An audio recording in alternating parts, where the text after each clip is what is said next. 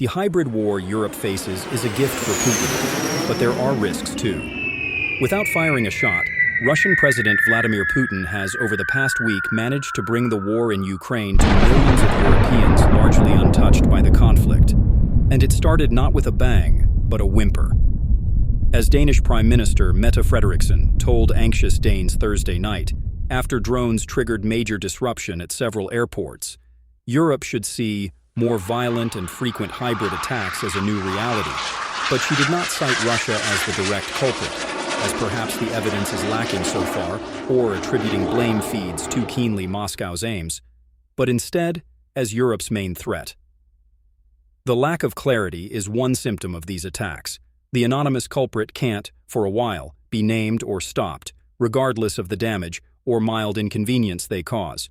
And the weight or uncertainty is another. Frederiksen added another motive to the unknown attacker, that they want us to no longer trust our authorities. The same story is playing out across Europe.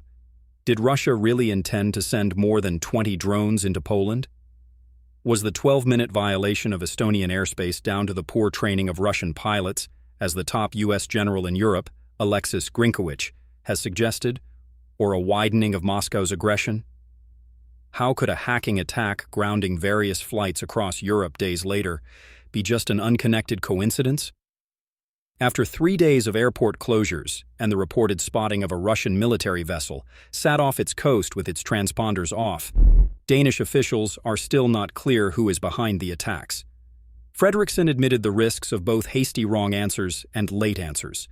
Danish military intelligence said Thursday night they could not name the culprits, while the head of Internal Security Police, PT, said, "The risk of Russian sabotage in Denmark is high." Denmark is otherwise open about the threat of Putin. It has given Ukraine F-16s, will help them build drones, and is arming itself with long-range missiles as part of deterrence efforts. Western officials wrestle daily with a paradox of hybrid warfare, whether to apportion blame or not. Does blaming the real culprit, especially if it is Russia, actually bolster the discord and anxiety they wish to sow? Or does failing to highlight the growing threat instead leave society blind and unprepared to the problem until the moment when hard defensive actions and choices are needed? It is a lot easier, politically and hypothetically, to shoot down a Russian jet after months of publicly blaming Moscow for airport closure and chaos. For months, the specter of sabotage has crept over mainland Europe. The United Kingdom, another fervent sponsor of Ukraine's defense, has seen young gang-like criminals recruited by Russia and convicted under the ferocious terms of the National Security Act for setting fire to a warehouse holding supplies for Ukraine. British police arrested a 41-year-old man and a 35-year-old woman in Essex under the same law last week. Poland has jailed young Ukrainians for Russian-sponsored arson attacks. Airport check-in software and a London nursery have been hacked, but possibly by criminal gangs rather than Moscow's agents, more palpable in European homes. It both amplifies the arguments of Putin appeasers, who propose giving him what he wants if he will just stop, and those who say the Kremlin's appetite for aggression is only growing okay and needs a decisive response.